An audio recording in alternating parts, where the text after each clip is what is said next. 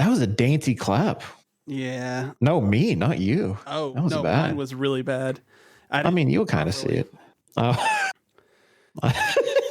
got it on the bottom half or whatever. I don't know. Yeah, same. It's like I hit just where my pinky's at. I don't know what I was doing. I never miss claps. I always miss them because I'm terrible at them. But I'm sorry. Are you really? Yeah, I don't know why. I'm just an uncoordinated individual. Like maybe you've not had a lot of practice. Maybe that's what it is. I was telling my friend Sean like 2 or 3 days ago. He was talking about how his fiance got him a skateboard. I think for his birthday, and he's been kind of like skating around the neighborhood and everything. And he was talking about it, and I was like, "Oh man, that's so cool! Like, I wish I could do that, but like, I can barely walk." So, are we talking skateboard or are we talking longboard? No, like skateboard. Damn, that's kind of cool. I mean, I had ambitions back in the day of being a professional skater when I was like 13. Then I tripped over a rock and broke both my arms.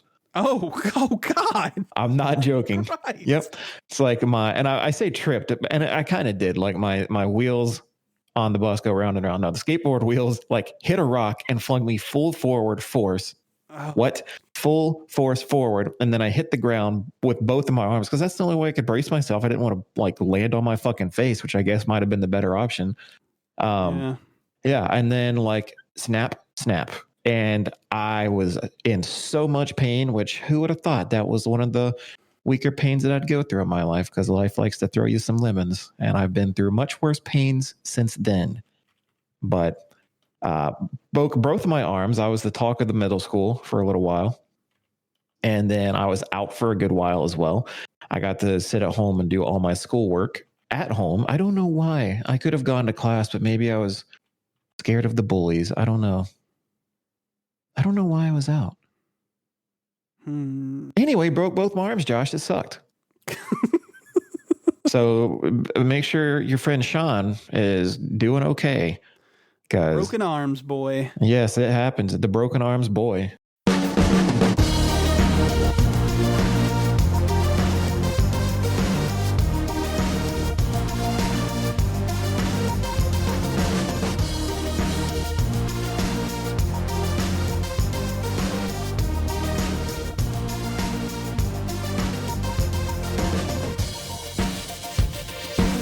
Hello, everyone.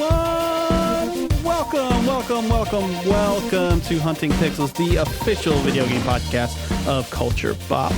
We have got a wonderful and somewhat unorthodox show for you all today. So we missed a show last week because I had real bad headaches, like real bad, and we couldn't get the scheduling right. And this week we couldn't get the scheduling right either. So we're going to have to be without one of our co-hosts today, but it's not me this time. It's not Dylan this time. Actually enough. What does that mean? We'll talk about it in private, sir. Oh my God. No, I'm just fucking around. So we're going to talk a little bit about the new and current generation, because I got my hands on a Xbox Series X. It's awesome. Yeah. We'll also get into some new games like Call of Duty Black Ops Cold War, the longest video game title ever, as well as a few of the more recent to older titles. We're also going to talk about the stuff we've been doing, like watching Class Action Park and taking day trips, apparently. It's going to be a fun show. So, as always, I'm your one and only host, the often imitated but never duplicated next generation king, the Bebop Man, Josh McMullen. And I am joined by one of my two cohorts in crime, Dylan PC Master Race. How's it going, man? I'm going, No, I'm doing great. But along your whole spiel there, my upstairs neighbor decided it was okay to roll 187 Hot Wheels cars across the floor. So I don't know what's going on up there. Is it like a neighborhood child, or is it like a child? I feel like it might be, but I don't think I've ever seen a child come from up there. So it's a little sketch. I'm not going to lie.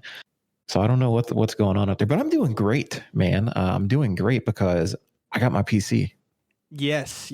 Actually, you know what? Let's go ahead and jump right in. Your PC arrived yesterday, correct? Yesterday, and I'm still in the process of setting up. Like I was setting up even. I'm very anal, and that's how I like it as well. But I'm very anal about my particular setup.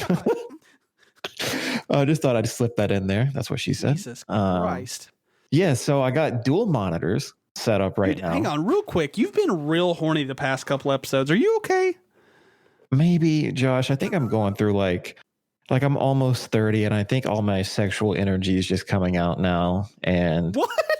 Yeah, it took 30 years for it to manifest, but now that it's here, boy, it can't be subdued. I mean, yeah, hide your kids, hide your wife. Whoa, why'd I just say hide your kids? What the fuck? Yo, edit that out. What the fuck? Oh my God.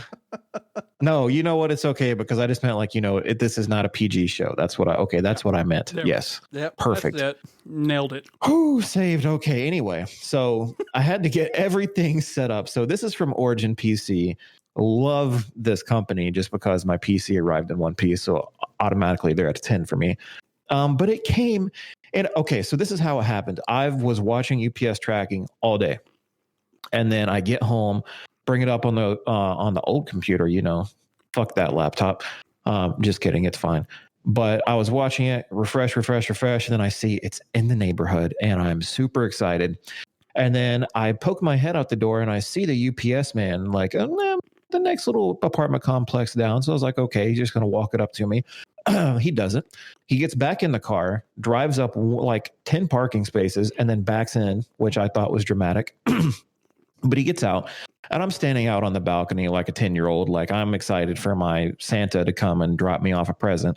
And then he looks at me and his exact sentence was, brother, I got a big ass wooden crate here for you. First off, that killed me. But then I don't even know, he just assumed it was me and he was right. I guess, who else is standing outside waiting for a package? But he said big ass wooden crate and it didn't process what he said until he opened up the back of his truck and it was a big ass wooden crate. So Origin PC went above and beyond. I've never received anything like this. That it looked like I was shipped like, I don't know, a wombat or something. Like just from it was like a live animal could have been in there. So yeah, they packaged it really well and I break it open and I'm super excited to see it. And it's a box with inside a box. So that was a buzzkill. But then I got the box out of the box, open that box, and it's a monster. It weighs fucking 50 pounds probably. I don't even know. It's a behemoth. And I got it set up. I was still setting up for the podcast, trying to get everything right. I don't like where my microphone boom arm thing is at, so I got to fix that. But played some games on it. I tried Odyssey out because I don't have Valhalla yet. And I was maxed settings all the way. So for those of you that don't know, it's a 3080. I now have it, and I have an i9 processor inside of it as well. So I was running max settings on Odyssey just to see where I would fall on the spectrum, and I'm autistic. But no. Oh God, Jesus Christ. No, it ran like a dream. I mean, no dropped frames. I was getting like on ultra settings at 1440p, I was getting like 95 plus frames. It never fell below that. So it was fantastic. Yeah. Super fantastic. I downloaded some other games overnight because I didn't really get a chance to play yesterday because I was too busy setting up the dual monitors and getting everything like that going. But it's stream time very soon. I'll start streaming very soon. Very nice. Very nice. Yeah. When you because I plan on having a 2-monitor setup when I can afford a nice little 4K 144 hertz or 160 hertz. Oh my God, monitor. Yeah. How does that work? You plug the HDMI into the video card, and the other screen you plug into, I assume the oh my God, the motherboard. So I'm actually running both of my monitors through my GPU. And okay. From what I've read, that's how you should do it. I'm using DisplayPort cables instead of an HDMI because for like the high refresh rates and gaming altogether, I've heard that's the best way to go. And switching over from HDMI to DisplayPort cables, I can tell just an immediate difference. Like it feels like a stronger connection, if that makes sense. Like even the cables, when you plug them in, they like click and lock into place. So that was automatically reassuring. I like that. So I'm running it at 144 hertz on both monitors, and it runs like a dream. Like I have no issues whatsoever with it. Nice. Yeah, and it's running powerfully, and I have room for I think 2 more monitors. If I ever fucking for whatever reason needed 2 more, I can run 2 more out of my GPU as well. That's dope. Yeah, I'm excited, dude. Yeah, I would be too if I had something that powerful. Yeah, I pretty okay, but it is. I mean, you have is it a 2070? Yeah. Yeah, so you have a 2070. Yours is strong as shit too. I mean, we're set up to game. Oh yeah. I mean, when the winter sale comes, are you going to knock out some Steam games, like add to your PC library? It'll really depend on how good the sales are for games that I want, but yeah, I definitely plan on getting a few more.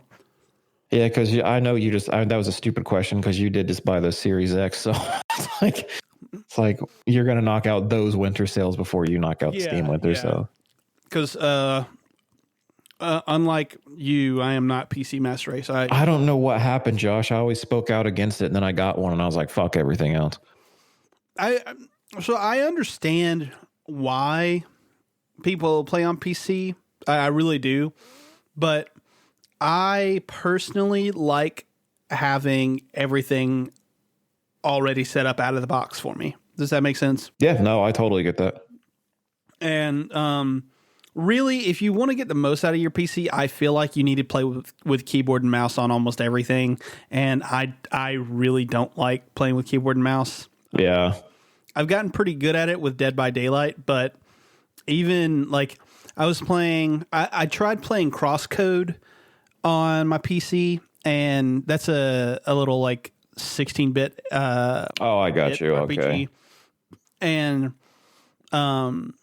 like it was fine, but then I played it on my Series X when I got it, and it was just better, so much better with a controller. I feel that like a lot. I'm 50-50 split on what, because even though I'm playing on the PC all the time, I do still use a controller for some things like Dark Souls and Assassin's Creed. Yeah. But like Apex Legends, you are like 100% correct. It is mouse and keyboard. Borderlands, I guess if it's a shooter, I'm going mouse and keyboard. And then if it's like a RPG, action RPG, I'm probably going like controller. So I 50-50 it, but I see what you're saying. Like you do have to have some kind of I'm not going to say skill level, but you have to have some kind of knowledge of how to use it and get the most out of it. I see what you're saying. Yeah. And I know every time I ever say that, they're like, well, you can plug a controller in the PC. I'm like, yeah, I get it, but I don't know. At that point, let's just use the $500 Xbox that you just bought. Exactly. Yeah, I get it. So, well, speaking of PC talk, I did a stream for Extra Life. All about that charity. Yeah, not last Saturday, but the Saturday before that, which was their big day. I'm joined in on the team for Sword Chomp, which is one of the podcasts I listen to, and I'm in the Discord for. Shout out to those guys. I really love those guys. They're super fucking wonderful. But the guy who set it up, his name is Jeff, I believe. He's a really great dude, and he said that he does it every year and wanted like us to jump in. So I have always wanted to do it, but I've never had the means because I just didn't have a PC that could stream, or I didn't feel like streaming through the Xbox or PlayStation was like a viable option. I know that it is because I've streamed on Mixer with just Xbox footage playing, and you know, whatever, that's fine. But like, it never to me felt like it was like an actual stream, if that makes sense. Yeah. So now that I have a PC, I was like, okay, cool, I'm going to actually do this. I did it for, I think I streamed for a solid like 4 hours. I didn't do the full 24 hours because I had to work that Saturday, but Oh yeah. I got home, took my shower, came home, and then I sat down and I streamed about 4 hours of Dead by Daylight, and yeah, it was fun. I watched it. Yeah. I saw you had hopped in. I had a couple other people hop in, and I had fun. And I raised, it was like $100. You know, Hell yeah. maybe it wasn't 100, but it was somewhere close. And I really wanted to raise more, but I mean, I am so small in the grand scheme of things that there was no way I was going to raise as much as I could. But well, still cool. I didn't even know you hit that high of an amount. So that's awesome. Yeah. And Jeff had said that he was telling me that he actually matches whatever my total is. And then he has an old boss or something. I don't remember exactly who he said it was, but he has someone who matches that. So I'm pretty sure it was $100, is basically $300. Hell yeah, dude. So that was really nice. It's a great charity, and you can technically do it all year long. They have one day a year where they try to get everybody on the bandwagon or whatever, but you can do it all year long. So I highly, highly suggest it. Sick kids. I tried years and years ago, like if to put it into perspective, it was the year that Halo Reach came out. Oh, wow. Yeah, I tried to do it way back then, and I did stay up for the 24 hours to do it. But I wasn't a popular streamer whatsoever, but also my stream quality was just fucking terrible because I was using what was called a Dazzle capture card, which is shitty as hell in terms of today's standards. And even back then, I mean, I was pushing it. So and then I couldn't, I didn't have the PC set up to coordinate with the chat. Like a few people came by. I think maybe my mom donated or something. I don't know. It was something happened. So I tried way back then, and I never really made it far with it. And I was like, one day when I have the proper setup, I'm going to do it again. And I wanted to do it with you, but here we are 2 weeks later, and my PC just now came in. Yeah, that would have been a lot of fun. It would have been because I was watching you play Dead by Daylight, and it's like, holy shit, Josh is a good killer. That was my first time actually getting to see that. I forgot I was playing as killer. Yeah, it was crazy. I haven't actually watched you from that perspective because generally when we play, we're playing as survivors. So actually seeing you play as a killer, it's like, I'm not going to play against Josh ever. Yeah. Well, yeah. If you get a chance to do that, anyone who's listening, you definitely should. But speaking of killers, I watched the first episode of a 4-part documentary series on HBO. It's airing weekly, so I thought that there were more episodes out, but it turns out only the one. It's called Murder on Middle Beach. Is that like Malcolm in the Middle, but killers? Right. No, so it's actually from a kid who was living in Georgia. Weirdly enough, and I think he went to school here. But it's about the murder of this woman up in, if I remember correctly, it's Delaware. And it's her son making a documentary about her and her murder. And so the entire first episode is him, talking to police, talking to his family members and stuff like that about what had happened.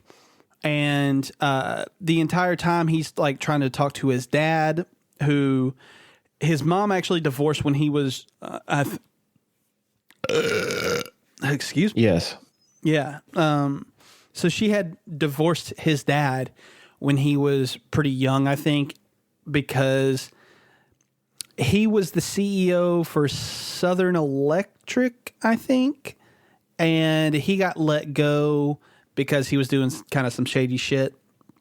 And then he tried to get another job, and I think that didn't work out. And so he started doing other kind of shady things and would leave her alone with their 2 kids pretty often. And so she was like, yeah, I'm kind of tired of this, and divorced him. Anyway, so the entire kind of episode, he's talking about trying to get with his dad, and like all the signs kind of point to his dad being the person who killed her, because she was murdered the day that they were supposed to be in court for him to have to pay like this child support that he was not paying. And the what's the thing that spouses get in a divorce? Fuck. I know this. I was going to say annulment. So I was a idiot. Yeah. Let's just change that word. Alimony and child support he was supposed to be paying and he wasn't. So you basically lead it like everything's left on the table and it looks like he was the one who did it. And then you get to the end of the episode and you're finding out all this other stuff that's been going on in the kid's mom's life. And it's like, oh, maybe he didn't do it. So it's only one episode so far, but I'm enjoying it for sure. And I can't wait for that second episode. So it sounds a little sketch. And then my whole takeaway from this is that you said Delaware and I forgot that was a state.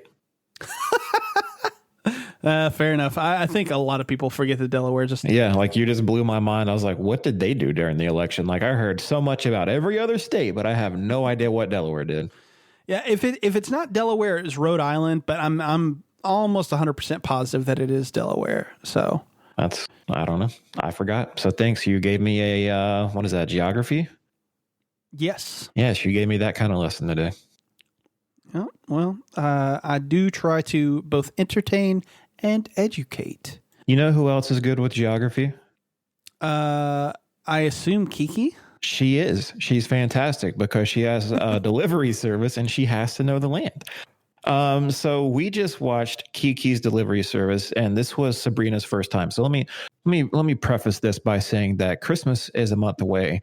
And when Sabrina and I get each other gifts, we like to pretend that we can wait until Christmas morning and give them to one another, but we cannot.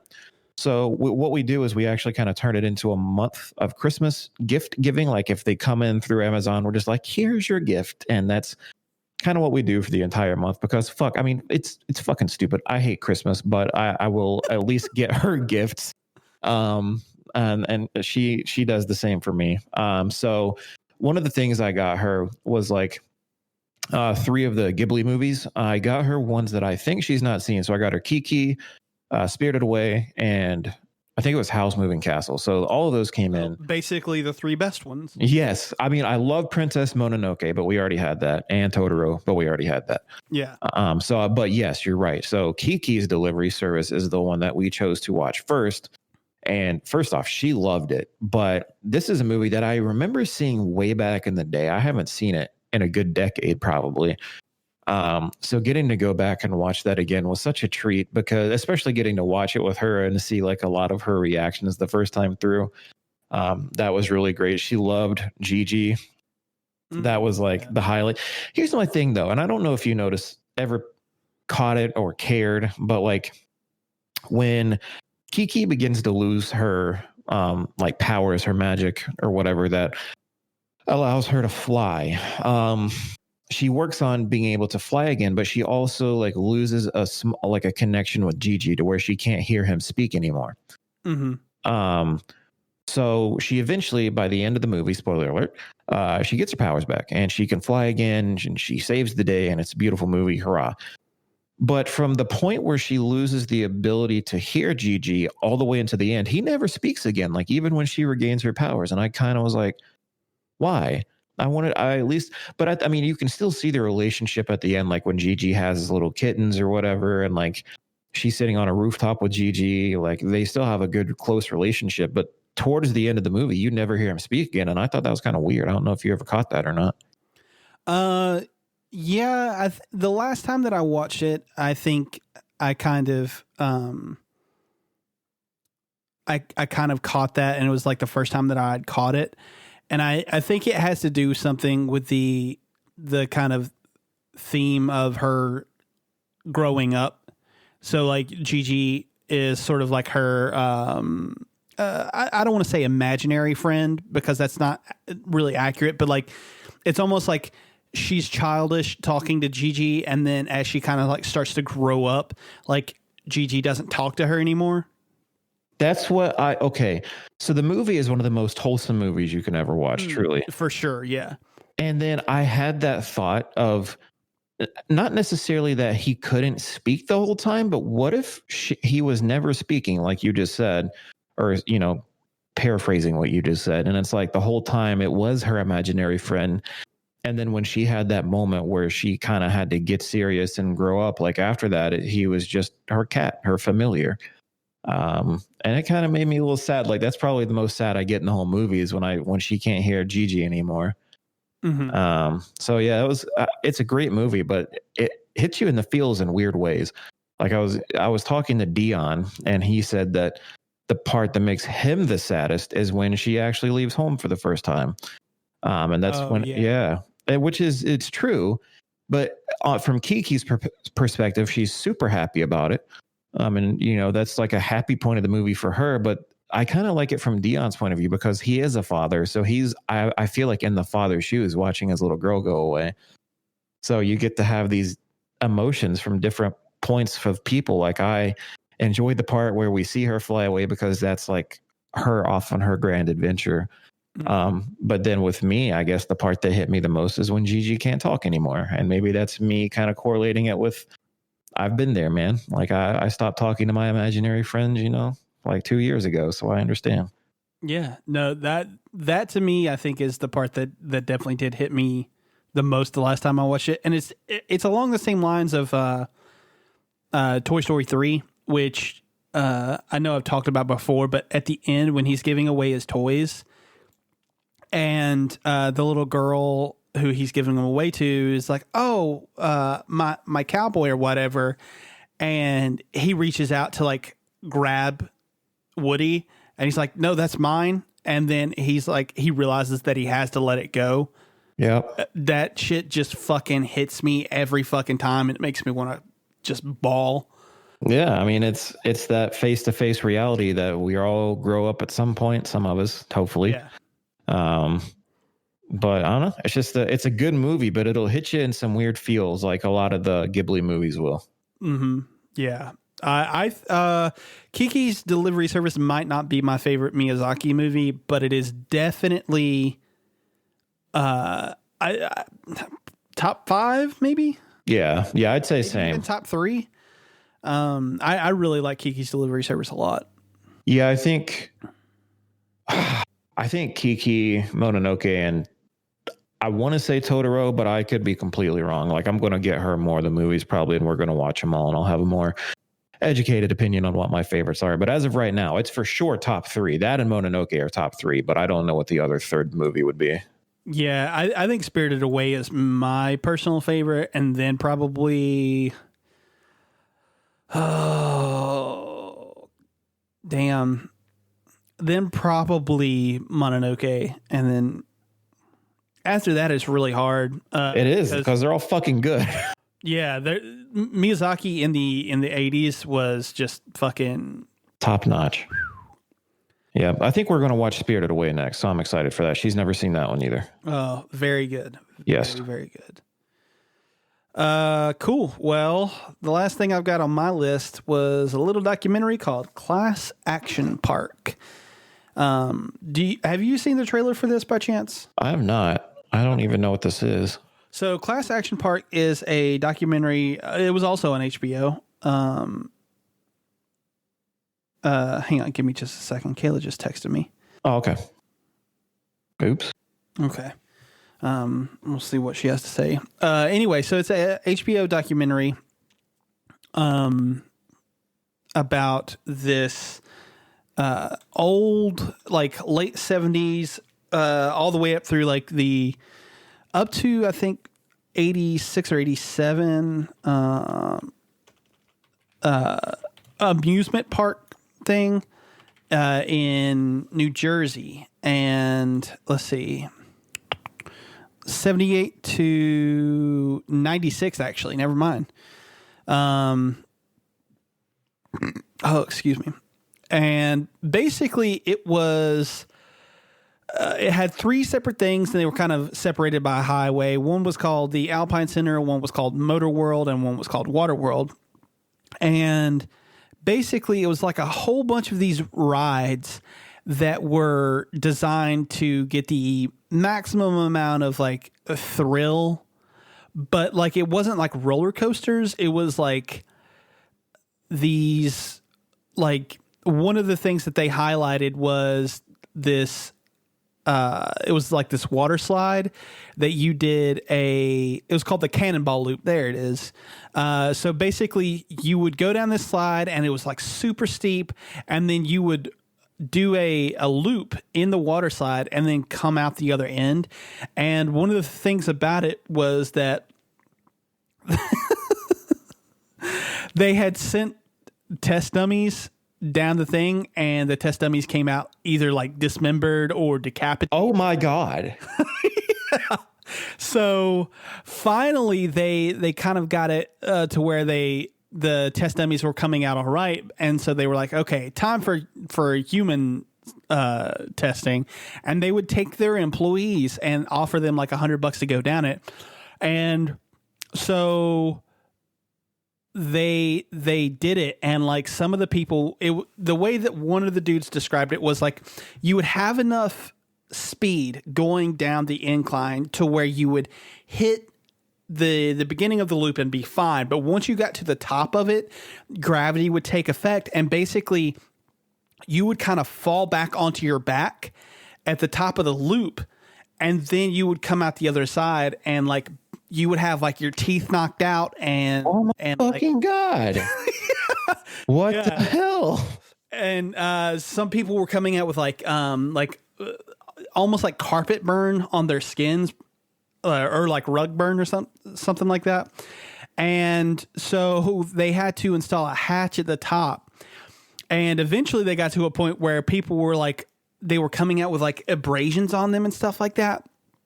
And there was this one point where they opened up the hatch and found a whole bunch of like teeth that had been like knocked out of people's mouths and had just stayed up there. And that's what was cutting people who were going through the loop. Holy shit. Like, is that not fucking crazy, dude? That's terrifying. That's almost horror movie. Yeah.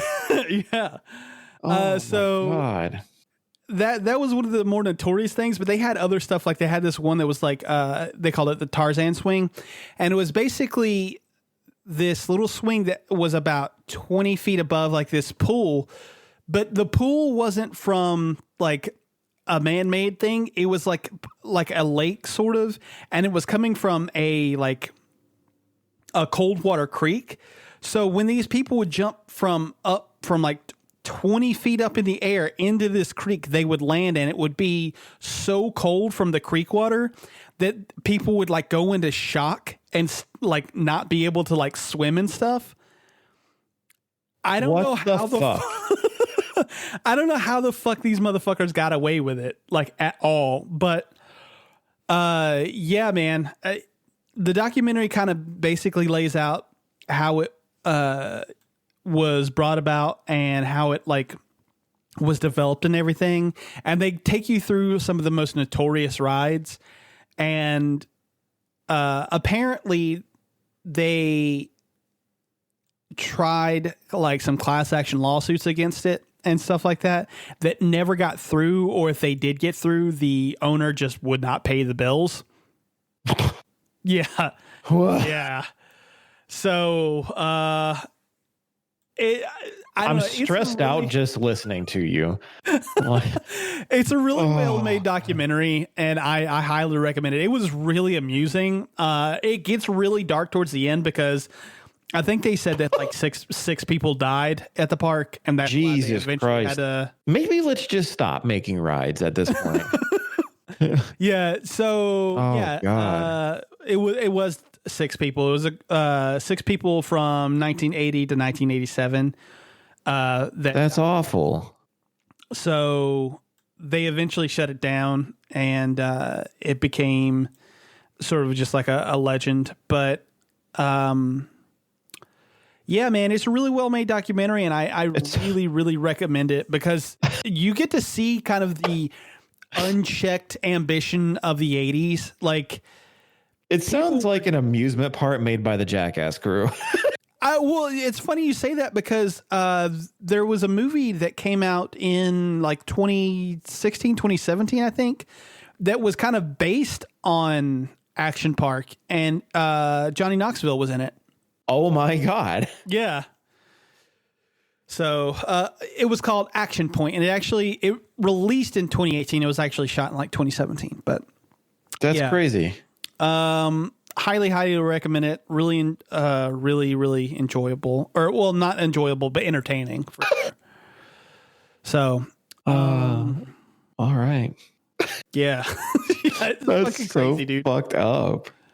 I wish I could remember. There were so many other ones that were like really fucking like some of them actually didn't even make it into the park. They were saying like the owner had like some of these ideas that were just like too fucking out there. So yeah, I would love to know, because the Tooth water slide gets me. It's like, how about we just stop sending people down it? Yeah, dude. There was if I remember correctly, there was one that was basically, you know, the sort of God, I don't know how to describe it, but you know the slides that kind of have like the bumps in them, so to speak. Hell yeah. So there was one that was a water slide like that where people were they would get on like little like slides that they literally looked like they were just like fucking little rubber mats. But you ran as fast as you could and hit the slide. And because of the way the water was, if you like was the way that the water was going so fast, if you hit it too hard, your little sled would go fucking flying on the first hill. And like you would like land at the other end and like break bones and shit. This is fucking awful. It's almost like hell. Like, I've been on rides like you're talking about. It's like at Lake Lanier Islands. I haven't been since I was a kid, but one of the things that I remember doing was a ride called Splashdown. And you had like this little rubber mat and you ran and you slid down it. But my God, if it wasn't fucking safe, like I can't even imagine. Like it was one of the most fun things I've ever done as a kid, or at least that I could remember. And now you're telling me this, and it's like, what if that would have happened to me? Like, someone had to design that is what I'm thinking of. Like, someone had to design this ride, and there's no architecture involved in this. It's like, hey, this is a cool idea. Let's try it. And yeah. That's one of the things that they pointed out is like, they were like, Walt Disney would go to like engineering firms and shit like that. And they were like, this place went to the people who got rejected from that shit. Like, oh my God. Which is that's terrible. Hilarious. But dude, maybe I'm fucking weird, man, but one of the guys at the end of the documentary said something that really kind of spoke to me, where he was talking about how like the 80s was sort of like the last era where this sort of thing would fly, because parents became way too like domineering and shit. After that, like people would just they were too overbearing on their kids, and I didn't get to grow up in that era. Like I didn't like. I was telling somebody this the other day. I sometimes feel like I don't want to say like a fish out of water, but definitely like I was born in the wrong time, because I long for maybe not going in a slide where I'll get my teeth knocked out, but like adventure and the thrill. Yeah, exactly. And I understand that. I mean, at the same time, though, there is a line that has to be drawn. Oh yeah, for sure. Because the other thing you said was the swing into the water, and again, I can correlate this with something that's actually real. My brother and I, and it's so super off topic, but well, it's not, but it is. Brother and I went down to the lake in mid-February, like 5 years ago. And we were just chilling. We were on one of our docks, not our docks, like it was the neighborhood dock, but we were on it. We were just kind of chilling, taking pictures. And then he was like, "You want to jump in?" And I was like, "Okay, yeah, sure." And then he looked at me. He's like, "Really?" It's like, what? he was like, I will if you will. And I was like, well, I can't just back out now. So Right. yeah, I can't do that. And I was like, well, if you're committed, I'm committed. He was like, well, how do I know if, when I jump, you're not just going to stand on the dock? And I was like, that's a fucking good point, because I'm tempted to. So he grabbed my hand, I grabbed his hand, and then we were like, on the count of go, we're going to do it. So we were like 3, 2, 1, go. So in mid fucking February, we jumped into a lake, and I forgot I forgot how to swim. I forgot that I could open my eyes underwater. I forgot that I could go to the top to get air. It was like, holy shit, it was cold. So I can't even imagine those people from 20 feet in the air hitting the frigid waters. They're like, what just, it's like you got hit with the flashbang and a sledgehammer at the same time. Oh, Lord. Yeah. That's crazy. Fun times. Yeah. You know what else is fun? What's that? The Xbox Series X. Yes. So the Series X, I got it. And I got it on launch day and hooked it up. Which fucking congrats, by the way, because we've not had any since. Where did you get yours from? Oh, it was shipped to you, right? Yeah, I got it shipped from Microsoft. I bought it through the Microsoft store. Right. Oh, and listen to this. Oh, I'm gonna rant for like just 30 seconds. So I'm a member of the Microsoft Rewards program. I searched through Bing. Okay, hang on. Sidebar before I continue on my rant. I searched through Bing for 2 reasons. One, because it gives me points for the Microsoft Rewards. But 2, Bing is actually a really, really fucking good search engine, and people sleep on it because Google exists. I use Google. Yeah. I know everyone does. And I mean, Google is ubiquitous. I mean, it's a fucking verb at this point. Oh yeah. They changed the paradigm. Right. Yeah. So, like, I'm not going to like say, oh, I binged something. It's fucking stupid. But people are sleeping on Bing. It's a really good search engine, I feel like. It is. Like, I have that as my secondary one. So you're not completely wrong. I binged it. Yeah, right. So, anyway, so I do all these things to get Microsoft Rewards points so then I can buy games through the Microsoft Store. And I do this because I buy everything digital. And so it's 10 points for dollar, or 10 points for every dollar spent. So when I buy a $60 game, I get 600 points. So, I mean, it's not a lot, but it adds up relatively quickly. Well, I was looking at the Xbox One or the Xbox Series X purchase as doing the same thing. And I was like, oh yeah, I'm going to get 5,000 points. That's like a $5 off gift card. Like, I can put that towards whatever. And I already had like 25,000 saved up. So like, I basically would have had enough for a $30 off coupon. And then my points just aren't showing up. I'm like, what the You mean from the purchase or in general? Yeah, from the purchase. Okay, well, still. And I'm like, what the fuck is going on? Like, whatever. And I found out after reading through a FAQ thing about the rewards points.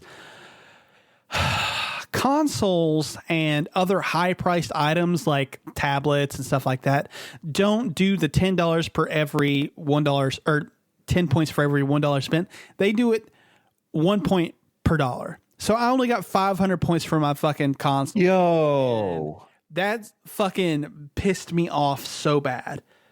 Why do they, I mean, you would think I think it's so then like they want you to buy their software. Like the hardware will sell regardless of whether or not they give you discounts, if that makes sense. They want you to buy the software. That's kind of shitty though. It's like rewards. I mean, it's called Microsoft Rewards. I feel like you should have been rewarded.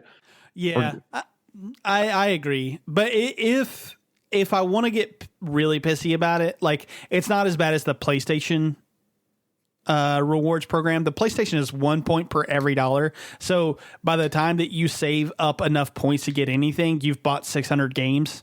Right. Yeah. So it's like, so would you have, and I doubt it, but I do want to know, if you would have known that going into it, would you have tried to buy from like a third party seller? Yeah, probably. Because the way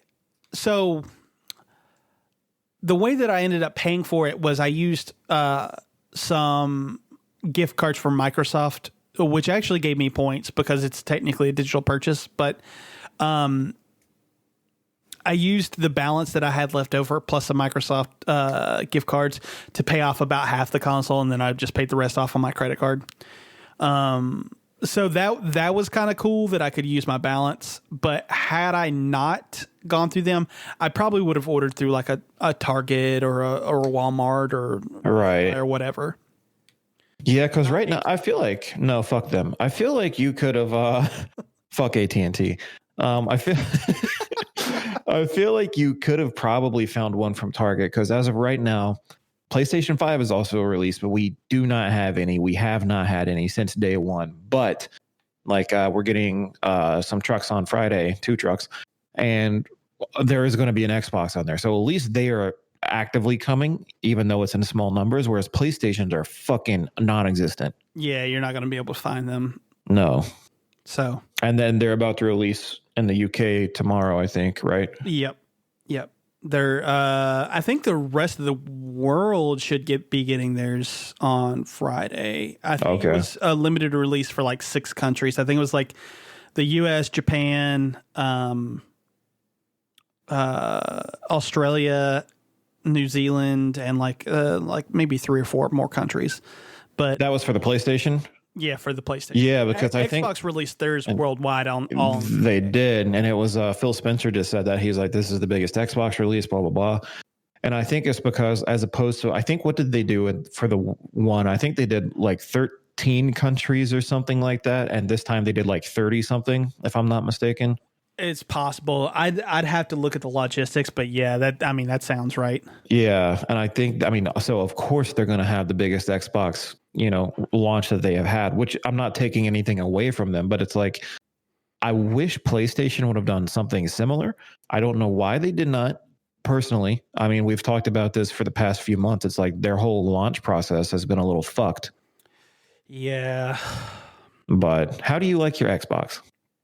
So I set everything up on launch day and I started downloading a few games, and I never got to play it on launch day. But the next day, I started booting up games on it, and boy, this system runs everything so smooth. I said something to someone the other day, this thing boots up faster than my PC boots up. Shit, that's fucking awesome. Yeah, and I think it's because my SSD in my PC isn't it's through a SATA cable. It's not an M.2. I got you. Okay. But even still, dude, it takes my PC around 10 seconds or so to boot up. But from power off, I turn on my Xbox completely from power off, not rest mode or anything. It takes 5 seconds to boot up. Ooh. It is fucking hot damn. Yeah. Fucking Xbox, dude. Way to go. Not only does it the system itself boot up, all the games are super quick to load. The one that actually has the longest load time that I've noticed is, weirdly enough, Dead by Daylight, which is optimized for it.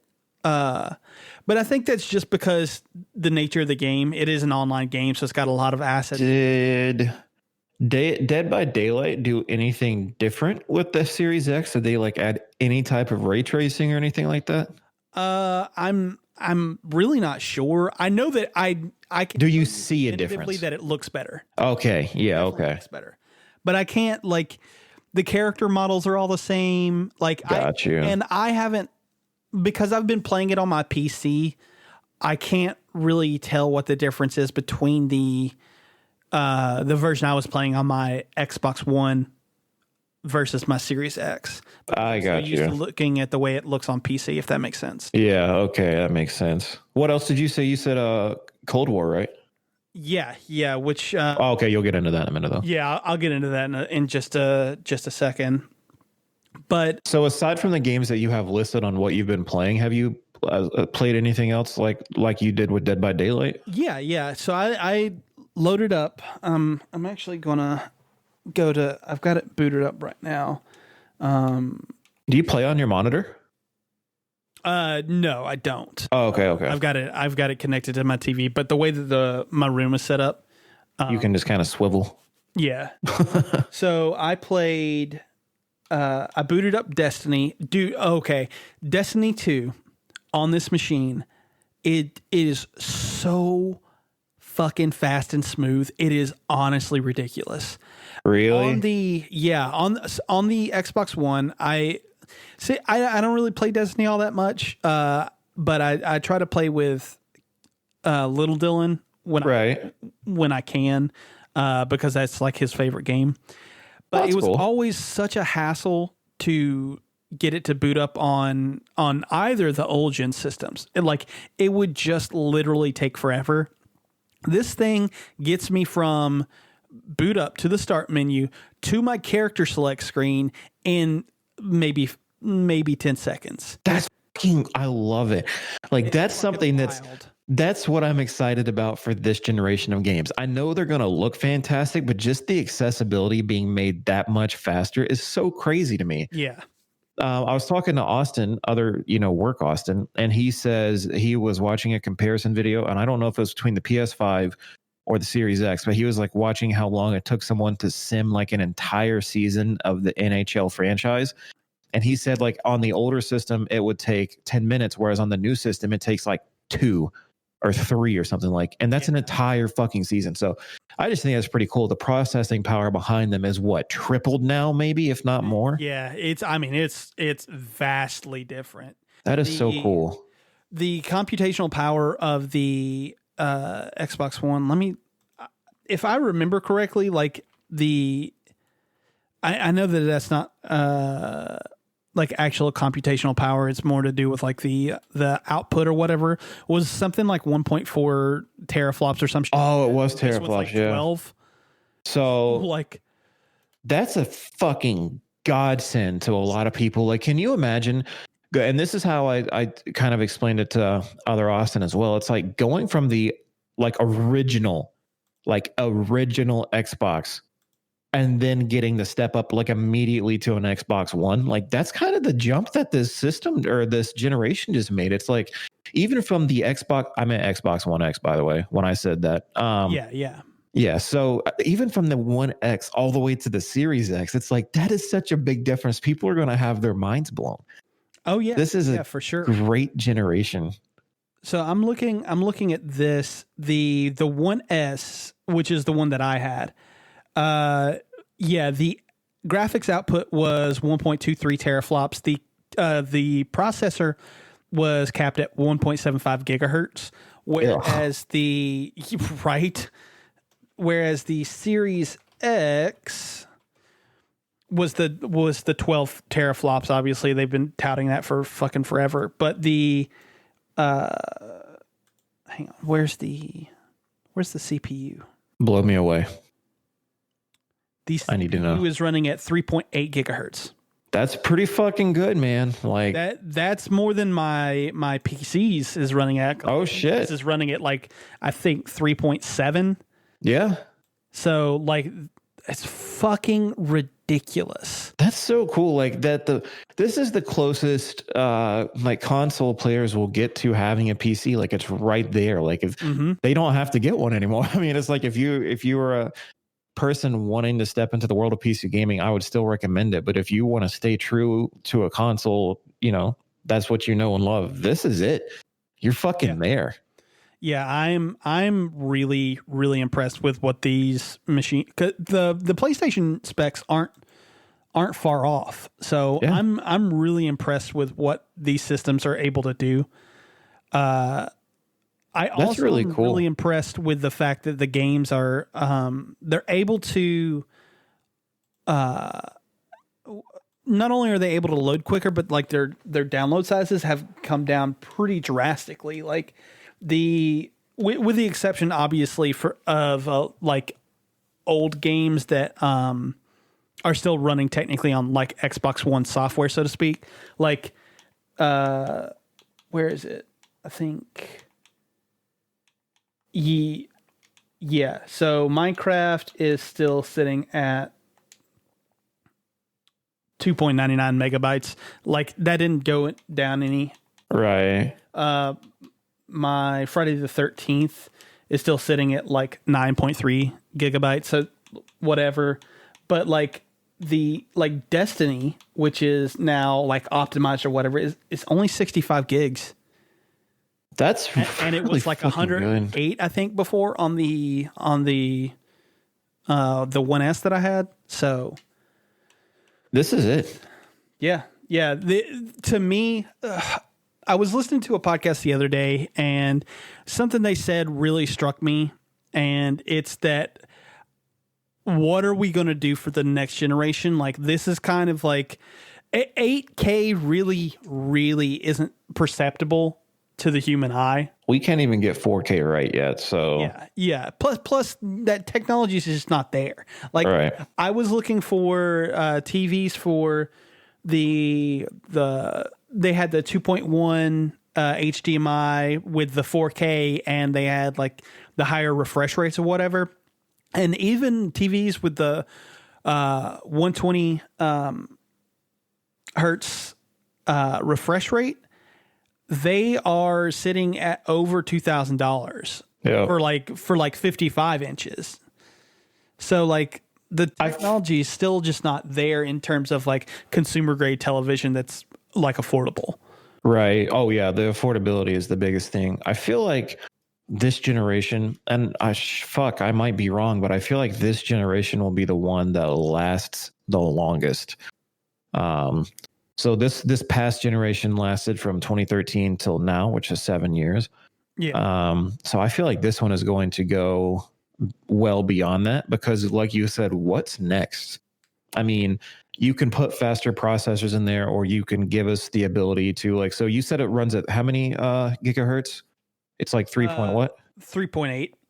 That's 3.8 gigahertz. That's fantastic. That's by default. I think that's faster than the i9 processor. I think it's the 10850 processor, because I think that runs at 3.6. But the difference in that is that you can overclock your CPU on a computer. So it's like, do they allow you to do that next? Or, I mean, is it now to the point where they're going to allow you to upgrade your Series X or whatever they do this generation? Like, I wonder if that's what comes next. Now they're going to allow you to just do your own upgrades to kind of get you to the next quote unquote generation. Like, what else can they do? I mean, you're right. You guys on the console side now have ray tracing, which looks beautiful on Demon Souls. If you've not seen that played yet, for fuck's sake, please go look at it, because it's beautiful. Mm-hmm.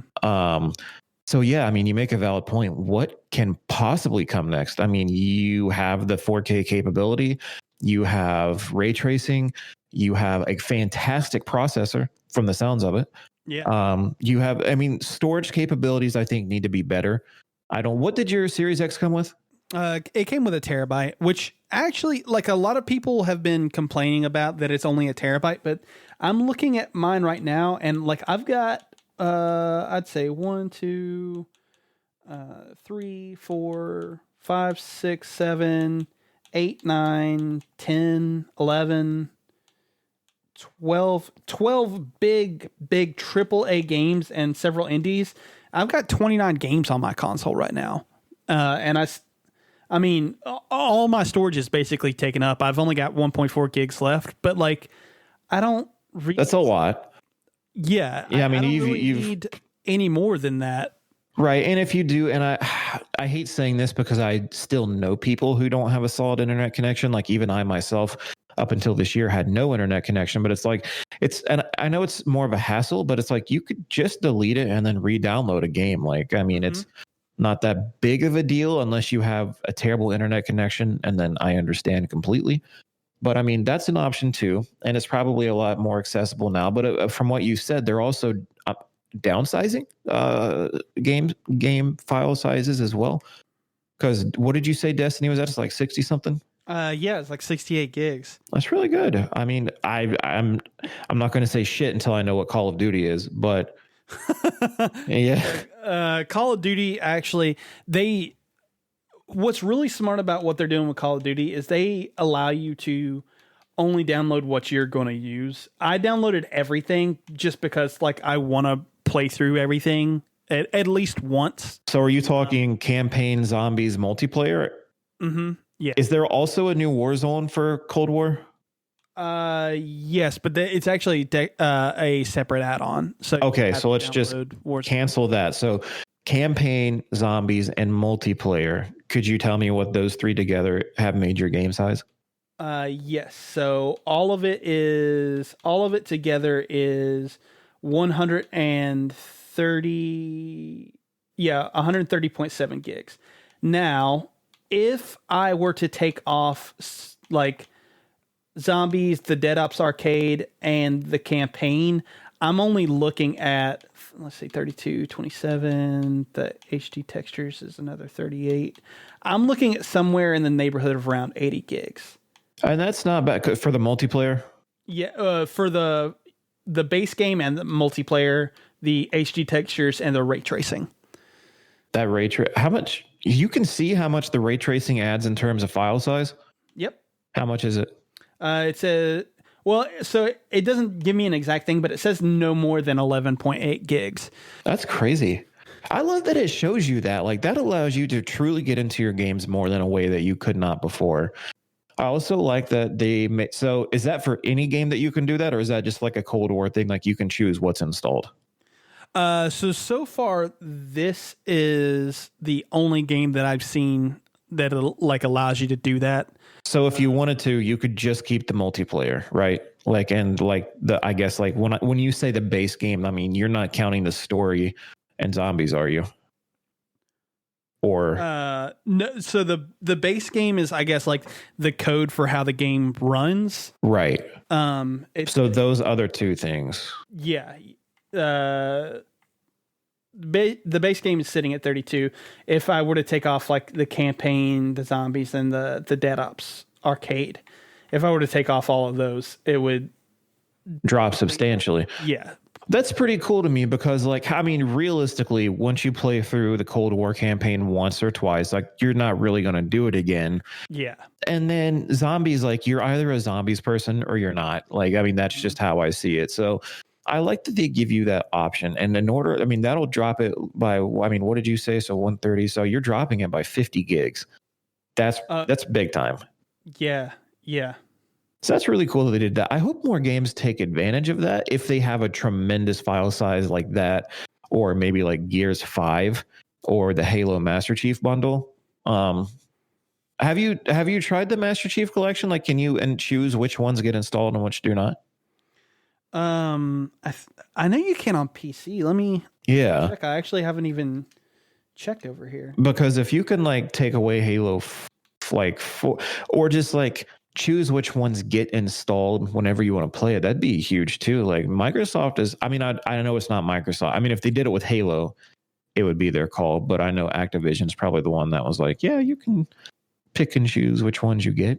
Yeah, Halo is showing me that it's all just part of the base game with the add-on content for Reach and what is this? ODST. Yeah. So, I mean, I kind of understand that, but it's like what you just said. PC allows you to select which ones you have and do not have. Mm-hmm. So I think if more games could access that, would you say technology almost like you can pick and choose what you have installed? I think that would really help these smaller, which is what this whole thing stemmed from, was the talk of file sizes and storage overall. So I think that would really help with storage limitations. Like 1 terabyte, you have a shit ton of games downloaded. So 1 terabyte will get you a long way, but you know, you've also had the game for a week. Mm-hmm. So it's like if more dev companies or Microsoft, Sony, whoever, I truly don't know who would have to make the call, but it's like if you could pick and choose what parts of the game gets installed, like if you're only going to play multiplayer from Call of Duty, it makes sense. You don't want the story and you probably don't want zombies. So take away 50 gigs and boom, that's another whole game you could download. I think that's really smart. And that would help with storage limitations. So that's really... Yeah, for sure. So that's a solution there. But that whole conversation stemmed from, we don't know what's next, because what you were just saying is this console is a fucking beast. Yeah, yeah. One of the things I wanted to wanted to point out is some of the games they're running at the 60 frames already. Like Forza Horizon 4 runs so buttery smooth. It's ridiculous. Like, and I'm running it on a 1080p, probably fucking like 20 hertz refresh. Like, this is an old TV, like 4 or 5 years old. I was going to ask if you had a 4K TV. Yeah, no, I don't. Are you stepping up to one on Black Friday, or are you going to hold off? I'm going to hold off unless they have a deal on one of the ones that has like the better refresh rate. I'm going to hold off for now because I want something that'll give me what my console will push out. That's a bad way to phrase it, but I mean, I get what you're saying, but it's like, also it's like, I don't, and I could be totally misspeaking, but I don't think it's,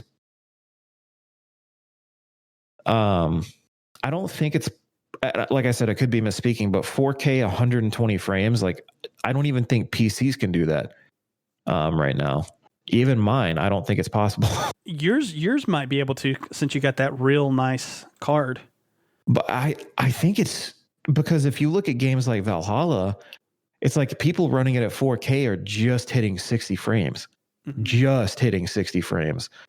So it's like, the only reason I'm saying that is because like if you went with like a good TV with like a 60 hertz refresh rate, I mean, you're still going to hit every single game at the 60 frames mark. But I get wanting to hit the 120 hertz. Like, what's the average TV cost? You said like $2,000 for that? Oh yeah, it was over $2,000. The ones I was looking at were like $2,500. Fuck, are they OLED TVs as well? Yeah, that's the best kind. All right, well that makes a lot more sense because OLEDs are like the best of the best, so that makes a lot of sense. But I don't know, man. Like, for you playing on the TV that you're getting and you're still seeing that just jaw-dropping, mouth-watering content, that's really cool.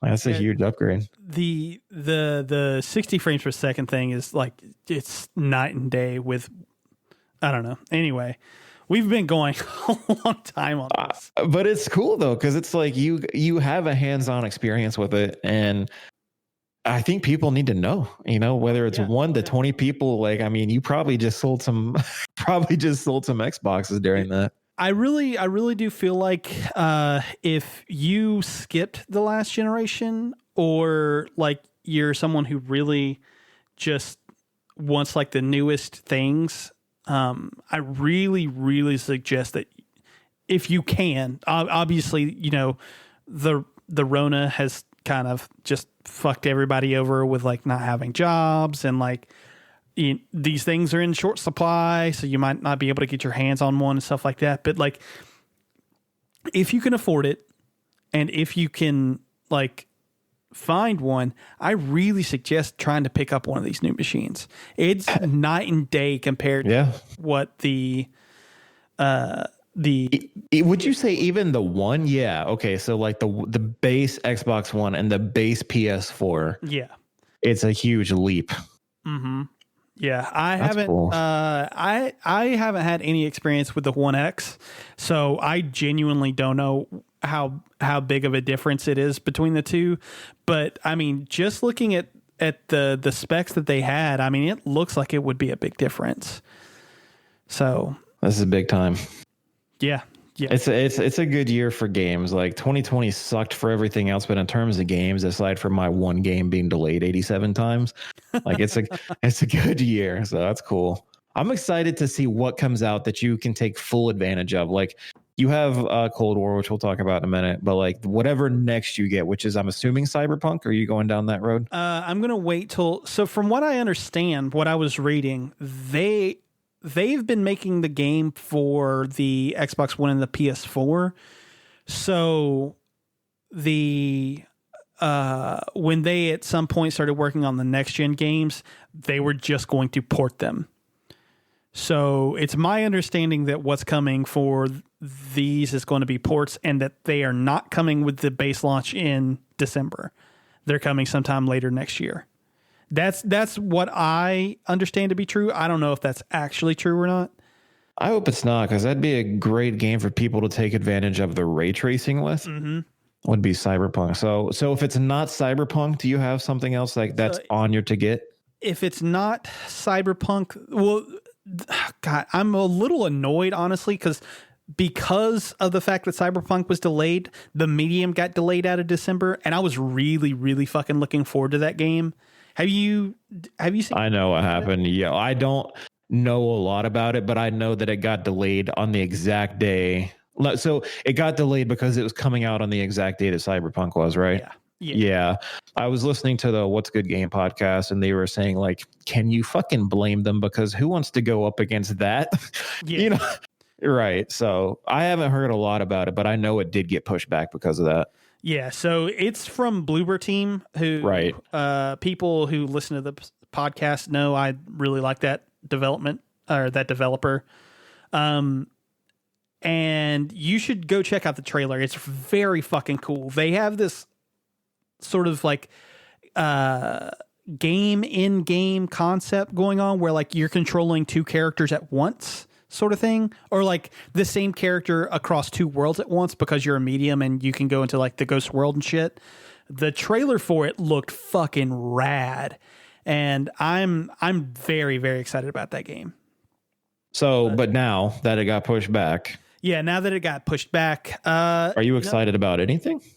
I'm honestly not really. That sucks. If I had a PS5, like I'd be very excited for Miles Morales. But I mean, I guess that's not. From what I understand, Demon's Souls is the hardest of those games, and I'm already not good at them. So, but it looks so good. It does look gorgeous. I'm impressed. The tower giant boss fight, like, I guess the one I keep seeing on Twitch because that's as far as people can make it. But it looks so good. Like everything that's happening, the sound quality. Oh my God, dude. I can't. Like, I wish Demon's Souls would come to the PC. Fuck you guys who made that typo saying it would come to PC. So nothing really then for you? Yeah. I mean, the rest of the year, honestly, what is there besides Cyberpunk? That's it. I mean, I didn't know if there was like, I know Valhalla is probably off your list because of the whole, I do plan. I've been thinking about this recently. I do plan on running back through the series because I own basically all the games. The only ones that I don't are 2 Brotherhood and Revelation, which are part of the whole Ezio trilogy collection, which I'm sure will go on sale during Black Friday, so I can just pick it up for probably like $15. But I do want to run through the whole series again because everyone, including you, keeps telling me, "Oh, it's a completely different game now. You should give it a try." Blah blah blah. Origins, Odyssey, fantastic iterations, even though they get shit on because they're not the old formula. But I love them because they are very much now an action RPG. It feels like you're investing way more into a character. And I think they did great. I can't speak to Valhalla. People are 50-50 on it right now, but I'll hopefully be able to speak on it soon. But I think it's worth it, especially the voice acting and Origins. It's top notch. Yeah, that's what everyone says. So if I run through and I complete all these games and I'm feeling like I really like the new direction with Origins and Odyssey, I'll pick up Valhalla. But that's going to take me a while, and I probably won't get to it till sometime next year, honestly. Last question, because it is a game that's already out. Have you heard of and would you play? Never mind. It's a PS4 exclusive. I actually thought it was Universal. It's on PC. But I'll at least ask you, have you heard of Bugsnax? Yeah. Yes. Yeah, so I was going to ask you if you'd be interested in that, but I actually thought it was on the Xbox, but it is not. So I guess not. Never mind. But I was looking at the list of games, and there's really, like you said, there's nothing. I mean, it's Cyberpunk, and then there's like super little games that no one else has fucking heard of. Like, I've not heard of half of these games. So there's really nothing coming out, man. That sucks. Yeah. But, I mean, it is what it is. The one thing that has really annoyed me about the Xbox versus PlayStation fans is like the PlayStation fans are like, what are you going to play? You have nothing but old games. I'm like, you have Miles Morales. Yep. And like, Demon's Souls. Oh, Demon's Souls is an old game, though. It's a it's a remake of a It game. is a perfect remake, but I know what you're saying. God. It's a perfect remake. Don't. What about the Immortals Phoenix Rising? Like, I don't know if no interest in it whatsoever. I don't either, but when I watched the whole Ubi thing, like that's one of the games that I was like, it looks kind of cool, but I feel like it's going to turn out exactly like how Godfall did. And like it was hyped up and then it came out and everyone was like, it's not so good. Yeah. So yeah, I mean, you're right though. The whole PS5 against Xbox thing is like, we have 2 exclusives. What are you going to play? Yeah. It's annoying. I get it. Yeah, so the big game that I've been checking out for my Series X has been Call of Duty Black Ops Cold War. God, I hate that title. I know they could have called it Cold War. I mean, they could honestly, they literally could have just called it Cold War. And here we are.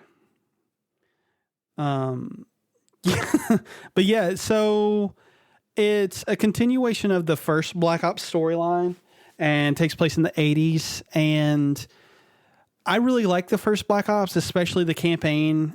I actually think that the campaign is up there with like Modern Warfare and Modern Warfare 2 in terms of like greatness.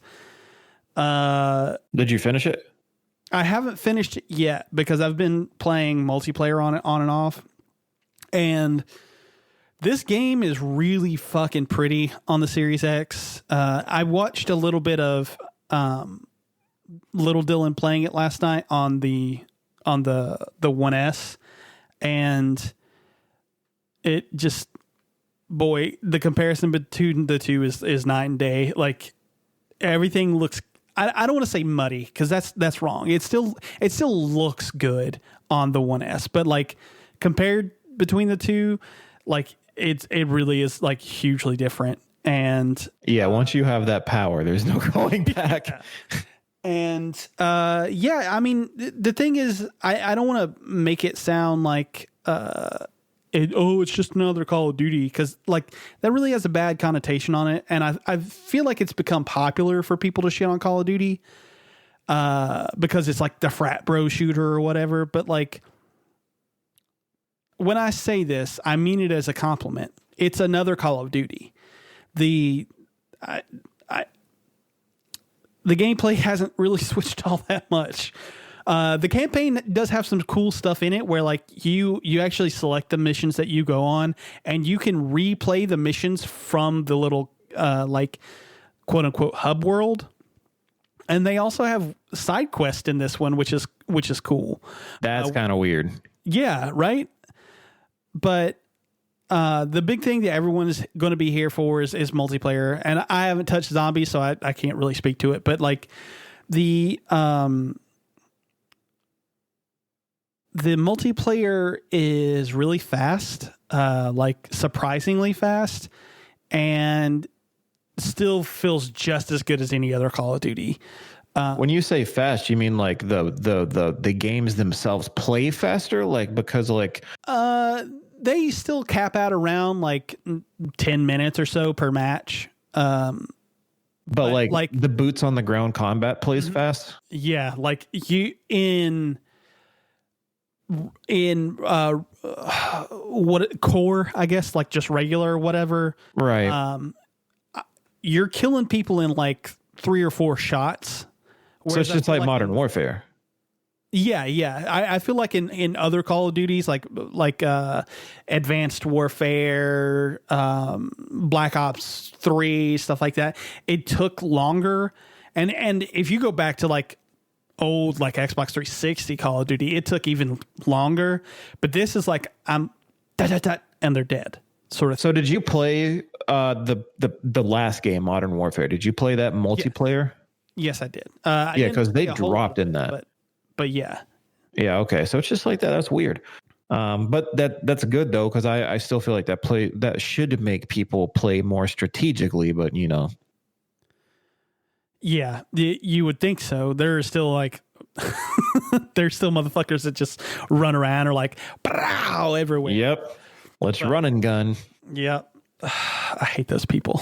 But do you feel like the extra frames and the power that you have, I mean, has it made a difference in your gameplay? I think so. Yeah, I'm actively better than I was on the one for any of the games I played on the one.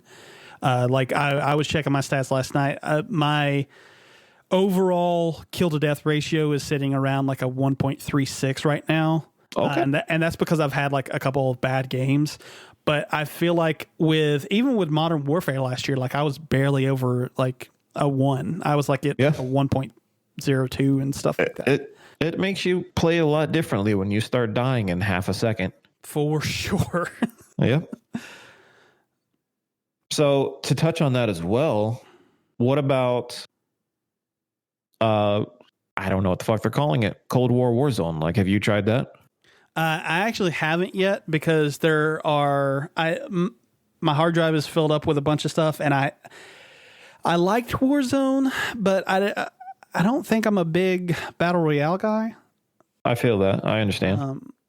But once I'm done with a couple of these other games that I'm running through, I should have the space to download it, and I'll try it out and see how it is. Is it like massive in file size again? I genuinely am not sure. Let me check. Since I've got I was wondering if they went grande again. I have someone liking every post I've ever made on Instagram. Fucking love it. Phone's just blowing up right now. Interesting. Oh, there it is. Warzone. I couldn't find it for whatever reason. Yeah, it says 79 gigs. So it's still... I mean, that's better than 120. That is, yeah, it is definitely better than 120.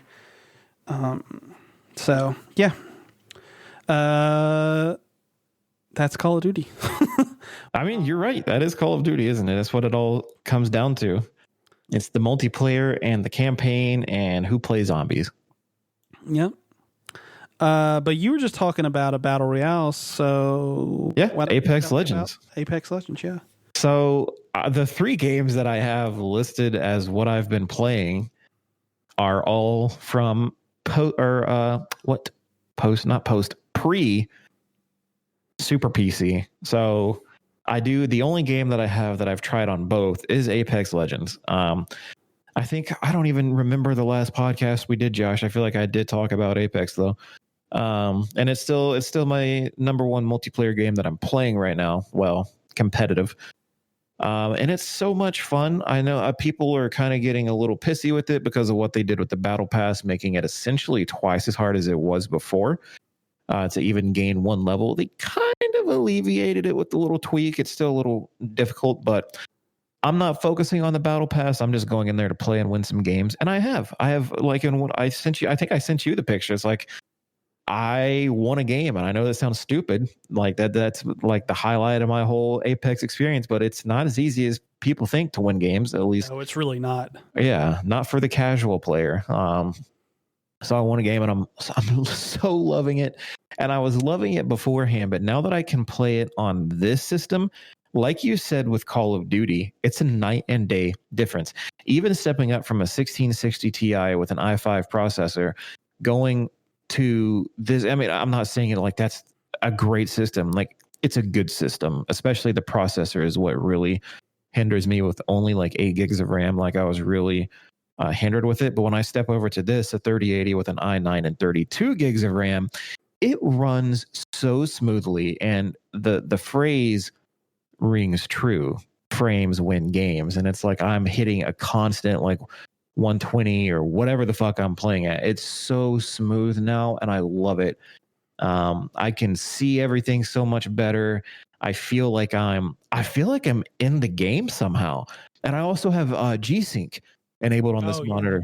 Yeah. So if you want to talk about a fucking upgrade, like if you've ever played at 120 hertz, fine, that's all well and good. But then you enable G-Sync, and it's like, what the fuck? You don't think it can be better, but it is somehow better. So that's beautiful too. And I think that kind of helps with the immersion and me truly feel like I'm getting fucking destroyed in these games because I've not won on the new PC yet. But it feels great, man. It feels fantastic, and loving it every minute of it. And I love that it's crossplay now because I can get Sabrina over there to play with me on the PlayStation. I'm going to give her the laptop though. Like I'm going to let her delve into PC gaming as well, so she can play that, and maybe she'll download Apex on there, and that'll really handicap me. So that's great. But I'm loving it, man. I'm loving Apex. I'm loving the PC. It's a lot of fun. Yeah, yeah. I need to try it out on PC. It's on Steam now, right? It is on Steam, and that's what I should have said. So I was playing it on the where the fuck was I playing it at? I don't even remember what launcher I had. That's how much I hate other launchers, but it is on Steam. Like I deleted it on whatever the hell I was playing it on, and I came right to Steam, and it feels it doesn't play any different, but it feels better having it on Steam. I love being able to see the time that I've put into the game. I love achievement tracking. And I love getting little fucking badges, even though I do nothing with them. I just love getting those little badges. So it is on Steam, and it is free. They do have paid packs if you want to get some extra champions or legends, whatever. It is on Steam, so I recommend people try it. It's free. I consider it the best battle royale game. I know Fortnite will always reign supreme, but Apex is truly where I feel like and I know Warzone's a thing. I forget that because I haven't played it because I couldn't really run it efficiently on my computer before yesterday. So I might try it again. Is the new Warzone? No. Is the new? Yeah, it is Warzone still, right? It's like Cold. I think it's honestly still the same game. You have access to it now from the from Black Ops and Modern. I thought it was entirely different. Okay. Well, if that's the case, I mean, I feel like I might have to try it. I don't know. Like, it's hard for me to break away from Apex. And you say you don't like battle royales, and I can totally respect that because who wants to fucking play a game that you could never win? I don't think I've ever won an Apex Legends, but I've gotten second place before, and that hurts. It hurts me, dude, because I'm like, I can do it, and then I have a fucking teammate, Leroy Jenkins, across the screen, and I was like, well, I could have done it, but no, I recommend it. If you want to play, I'll run some games with you. But I know you also hate mouse and keyboard too. Yeah, but if it's on your Series X, I mean, shit, boy, there's crossplay now. Oh, shit. Yeah. I might have to do that then. It's time. Yeah. So what about Hades? Yeah, so I'm going to touch on this really briefly, but I just managed my second completion. Oh shit! So you beat him once, and then you beat his ass again. Yeah. I just managed to clear it for the second time, and was it harder?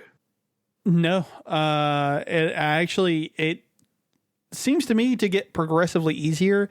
Okay. I did die once in between my first time beating him, and then the second time beating him. I died once in between. But I think that's just because I had fucked up getting to him. Have you beaten him yet? I love Hades, but you know me, I can't stay with the fucking game long enough to beat it for some fucking reason.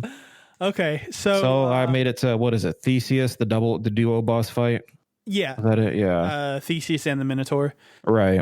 Well, so once you beat them, you go up to Styx, which is like the last level of hell before you fight Hades. And in Styx, there are these enemies that will poison you. And I'm already mad. So I got fucked up during the playthrough in between the two clears, where basically I got to that level and I had lost I think 2 of my death defiances because I was playing with the bow this time, and Theseus and the Minotaur were fucking kicking my ass because I didn't really know how to use the bow yet. And so I got to that level, to Styx, and These motherfuckers were just poisoning the shit out of me and used up my last Death Defiance, and there was no way for me to get it back.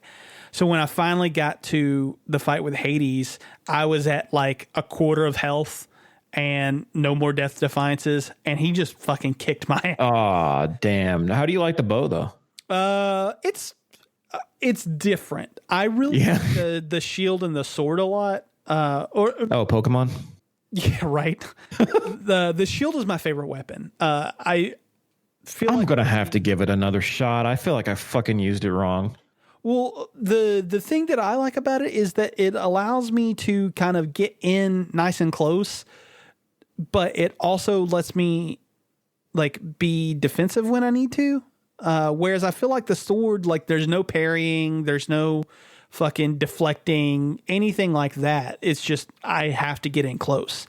And the shield gives me both range but also allows me to fight up close.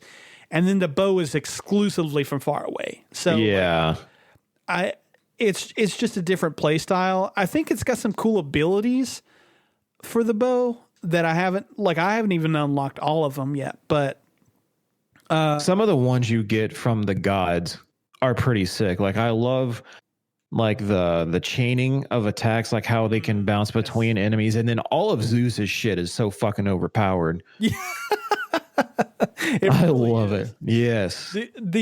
Actually the last clear that I had where I fought Hades, I had his Zeus's help, or I don't remember what the actual boon is called, but where he comes and like strikes down the lightning for like an extended amount of time. Yeah. I had that up to like level 5, I think. And then I also had this duo boon from I don't remember who it was. I want to say it was Athena and Aphrodite, but I'm not 100% sure. But basically, the two waifus. Yeah, the two waifus. But their duo boon was if you were out of Death Defiances, whenever you're in a encounter room, you gain health back at a constant rate. Oh, and shit. I had that up to like level 3. So I was gaining back every second, like 2 or 3 health points. And so that last fight with Hades, I just kept zooming around until my health was fully back up. And then I would run to him and fucking hit him with the Zeus, the Call of Zeus or whatever. Yeah. And do mass damage. And then I would run away again. Fuck yeah. That's what I love about the game. There's so many ways to play it. Yeah. And like I was still finding stuff new up until my last playthrough. Like I didn't know that you were put in a situation sometimes where you had to choose between 2 gods boons and that you would make one angry. Mm-hmm. Like that was fucking cool. Yeah, I found that out, and then every time that I've ever come up to a door since then that has that on it, I'm like, nope, I'm going to a door. It's scary, dude. I pissed off Artemis and I was like, well, I'm never doing that again. Right? Yeah. I need to play it again, but I feel like I have the world at my fingertips right now and I want to fucking play everything. Yeah. I just re-downloaded Borderlands 3 and I can now play all the DLC and all that shit that I now have a sustainable rig that I can run it in max settings on. That was a huge thing for me. If I stream games, I'm probably going to stream Borderlands at some point. Just because that is one of my favorite franchises. But Hades is up there, man. I need to play it, especially before we hit the end of the year for sure. Yeah. Yeah. Well, games that are always at the top of your list include Stardew Valley. So why don't you tell me about that? There's some days that I come home from work and I'm fucking dead inside. To the point where I don't even want to look at anything. I don't want to look at anybody. I fucking hate everything. It's not that bad. I'm being dramatic. It really, I'm tired. And it just accumulates day after day. And sometimes I don't want to play Apex and wonder what the fuck my teammates are doing, or play Dark Souls and then wonder what the fuck I'm doing. So instead I will jump on Stardew because it's a game that I can kind of autopilot. And it gives me the feel goods. Even if I'm having a bad day, I can hop on Stardew and I can grow some plants, and I can pet my dog, and I can raise my chickens, and I can talk to the town people, and I feel good at the end of the day. But most importantly in the game, I can go fishing. Oh my God. So it's just one of those games that I can continuously go back to. My two most played games on Steam are complete parallel, like opposites. They're complete opposites. It's Dark Souls and a Stardew Valley. So Stardew's just been my go-to to kind of get me through this fourth quarter that has only just begun, unfortunately. So there's going to be a lot of Stardew days coming up. I told my friend who's been like right here with me. It's actually Greg, the one that plays Dark Souls with me. He's a PC enthusiast as well. He's been on this whole 3080 journey with me from the moment I ordered it, even before that. Like, we've been on this whole thing. And he's like, what are you going to download first? Are you going to download Valhalla and you're going to run it at max settings? You're going to download Odyssey, Dark Souls. What are you going to do? And I was like, I'm going to download Stardew. Like this thousands of dollar rig, and I'm going to download the game made of pixels on a 2D screen. And that's where I'm at. I love playing it, dude. It makes me feel good inside. Fair enough.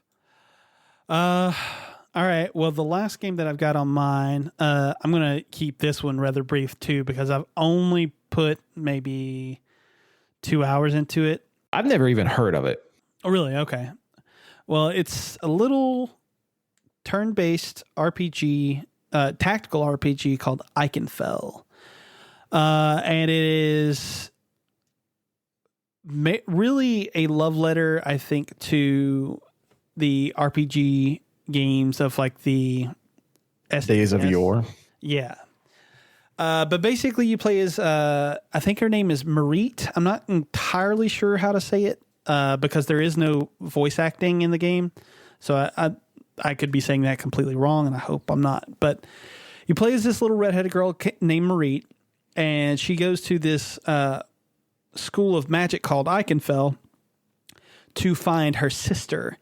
And on her journey there, she finds out that she actually has some innate magical powers herself. And it's not the most... it's not the hardest game in the world, and it's definitely not the most... I don't even... It looks interesting because I'm having to look at pictures to understand what it is. It looks different. In the grand scheme of like games today, that's the thing that I think is separating it, is that it is different. I really think this game is incredibly charming. And again, I haven't put a crazy amount of time into it, so I mean, maybe it gets worse, but like so far, all the characters that I've met have been really like cute and like adorable.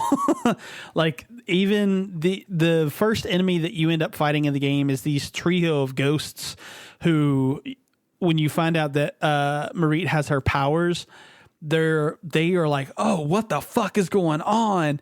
And then they kind of help you, and each one of them had their own distinct personality.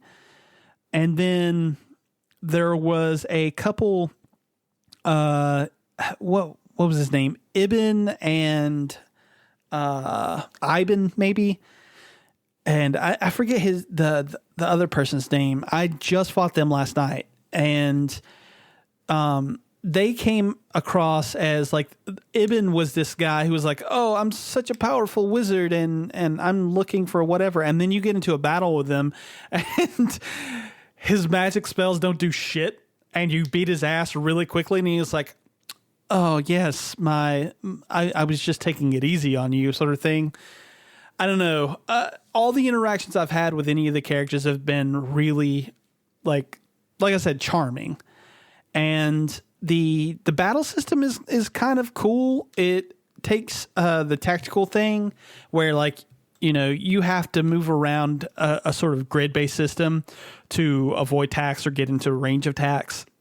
And the thing is, once you actually are attacking, you also have like a sort of like rhythm game tied to your attack. So like when you see that it's about to hit your opponent, if you hit the A button, I'm not sure what it is on other consoles or So you're playing. I was going to ask what you're playing it on because I see it's available on damn near everything. yeah, I'm playing it on my Xbox through Game Pass. Okay. But like so you'll hit the A button when your attack is like right on top of the enemy and it does extra damage that way. So that's cool. It's got like a little time, like a timing element to it. The game is really cute from an art style. It is. I'm watching videos of it right now. It looks super cute. It's almost like there's another game that came out this year, a very little, like not a lot of people know about it. It's called Littlewood, and it's essentially like Stardew Valley, but it looks so much like that. That's what I'm interested in. It's very few games have this art style. It's super cute, like you said, but it still looks like I don't know how to describe it. It looks like it should have come out like in this generation. Like, I mean, it looks there's a lot going on is what I should say. It's not just a basic top-down 2D pixelated game. No, there's a lot going on from what I can see. Yeah. And I haven't actually gotten into the school yet, but like the enemy variety is pretty cool so far from what I can tell. Like each of the enemies has their own distinct way of attacking you. And I really, really am enamored with the music. I think the music in this game is fucking wonderful. But yeah, I'm gonna put more time into it. It's got its hooks in me. So it looks good. I think more like I'm gonna have to put it on my wish list or something because it looks, I guess the best way you put it, it looks charming. It looks cute. It looks kind of like, I mean, it looks like it plays like a Final Fantasy and like a Harry Potter universe mixed with Stardew Valley and the old Legend of Zelda. Like it looks like it has a lot of like characteristics of other games, but it looks like it makes it unique to itself. Yeah. Yeah. So I would definitely recommend it to anyone who likes turn-based RPGs. Yeah, it looks really good. So why don't you tell me about you're playing an RPG as well? I am. I'm playing an MMORPG, and it's not World of Warcraft. Holy shit. Even though Shadowlands is coming out, I don't know what made me decide to delve into The Elder Scrolls Online. This is a game that I never really had a chance to play on PC. Instead, I played it on the Xbox One a while back. It was a while ago. I mean, it was a hot minute. And I loved it. I think it encaptures like everything that the Elder Scrolls universe is about. It adds to the lore. It's a lot of fun. And I love the world that they have. It's massive. I mean, MMO, right? Yeah. But it's a lot of fun, and it's everything that I know and love from Morrowind and Oblivion and Skyrim. It's all of that thrown into what I have always wanted from those games, and it's a little bit of multiplayer action to make the world feel more alive. A part of the charm of Elder Scrolls is that it is you by yourself in a world of just, there's NPCs all around you in these worlds, but up until Elder Scrolls Online, it was just you being the sole like intelligent being in the universe, and sometimes that can feel a little lonely. So what Elder Scrolls Online does is it takes everything that you love from those games that I just mentioned, and it like lets you find a sense of community. There's guilds and there's just tons of other players running around you. So even if you communicate with no one, the world feels more alive because you're seeing tons of other people around you. And I think because of, as Josh said, the Rona, this is really like driven more people to step into the world of MMOs, whether it be World of Warcraft or the Elder Scrolls Online or Star Wars, the Old Republic. The games are booming right now in the online world, and this is one of them. And it's something that I've been enjoying a lot of in my spare time. This is kind of one of those games up there with Stardew Valley. I don't have to think too much about it. I can go on and I can do some quests, and I can kind of delve into some lore of a world that I already know and love because of the past 3 games in the mainline franchise. Mainline franchise. I can just kind of become enamored with it on a new level. And it plays much better on PC to me because everything is literally at my fingertips.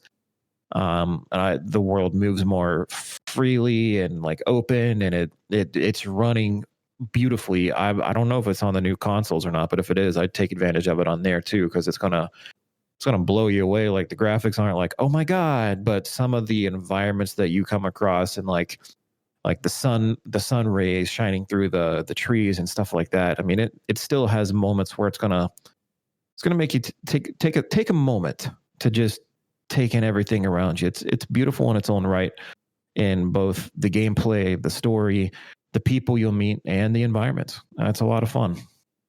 Yeah. I played it a little bit when it launched on console, and I liked how well it translated, but for whatever reason, it just didn't hold my attention, and I haven't gone back to it really since. Yeah, I think because I played it around the same time as you did, probably, and it held my attention in it gave me something to do type of way, especially in terms of because I was not really burned out on Skyrim, but I'd done it so much, so this is kind of like a breath of fresh air. But at the same time, I was kind of like you. It was kind of like, all right, I can play this for like an hour or two a day, and then like I'm off to do something. I don't know. I eventually wound up stop playing because Wi-Fi. But now that I'm back on it, it's something that I want to just continue to explore. I don't think Shadowlands comes out in a few days, and I don't think that I can justify paying for that on top of wanting to get Valhalla, on top of wanting to get Cyberpunk, and on top of everything else that I want to experience on this new rig. Like, I can't justify paying for a subscription right now. Like, I've already bought Shadowlands. It's good to go, and I do want to play it. Like, that ship has sailed. So when it's like good to go and available and to me at a good point to play, I will go and play World of Warcraft again. But right now, the Elder Scrolls Online is free. There is a subscription service for it, but you have to pay for it in no way, shape, or form. So that's the cool thing. You can just go and you can enjoy. No, wait, it's not free. I pay $20 for it. I forgot about that. It's free to play online. Like, there's no subscription service that you have to like continue. There's no recurring monthly fee unless you want to do that. But like, I paid $20 for the game overall. It goes on sale all the time. It's like you said with Dead by Daylight, it goes on sale. But for like, once you pay for that initial fee, I mean, obviously there's expansions, but you don't have to continue to pay a reoccurring monthly fee. Thank Christ. Yeah. So I can just kind of come and go as I please. Cool. I might hop back over and give it a shot. It's good. I mean, it's worth it. It's if you're just wanting some RPG action, do some quests and delve into the Elder Scrolls world, it's there. It's at your disposal. Sweet. Well, I mean, that just about does it. Why don't we get our picks of the week and get out of here? The POWs, Prisoner of Wars. Prisoner of Wars. Yes, that's what this is. Yes. All right, so I talked to you guys, I think, about Trick or Treat 2 episodes The movie? ago. Yeah. The movie. Yeah. Well, just in time for Halloween, one of my favorite YouTubers did a video on Trick or Treat. And if you have not heard of him, his name is Ryan Hollinger. He's I think, Northern Irish, I think. YouTuber, and he basically does a bunch of like horror retrospectives, and he did one 2 weeks ago right in time for Halloween on Trick or Treat, and it's called Why Trick or Treater, or oh my god, not Trick or Treat. Why Trick or Treat is the greatest Halloween movie, and I agree with him wholeheartedly, and he basically makes a case for why that movie is awesome and how it ties into all the themes of like what Halloween is and why it exists. And yeah, you should check it out. It's really great. Actually, I need to check out his channel in general. I need to check out the movie in general because I never got around to it. Yes, you should. But I have trouble. You know this.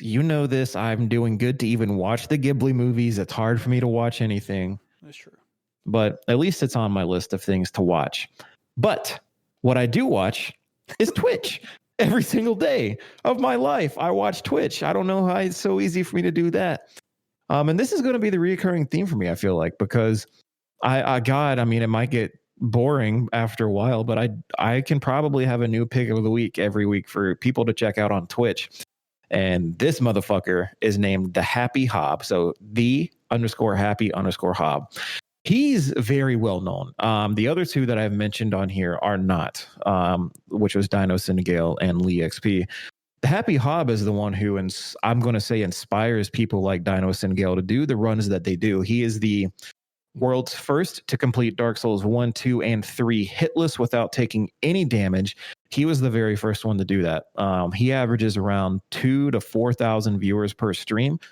And this motherfucker is full of character. He is British and he is fucking hilarious. Like, I will hands down say, I mean, Dino's up there too, but Hob is like, he's probably my favorite streamer because he can entertain in both the content that he's playing and just his overall interactions with the chat. Like, the chat might be booming and you might think that your message goes unseen, but he responds to goddamn, like, I mean, if you're not just posting some fucking copy pasta, if you're actually posting something legit, like, he's going to respond to you. Like, he can keep up with the chat that's flowing nonstop, and that's something that I look forward. That's something that I look for in a stream.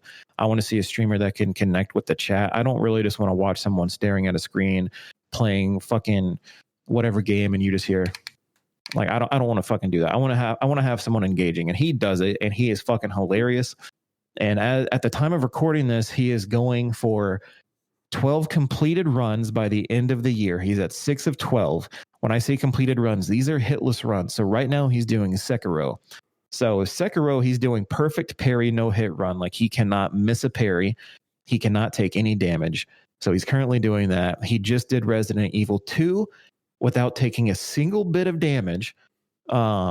He's got Demon Souls is about to come out for him, which is tomorrow, I believe. So he's going to do that.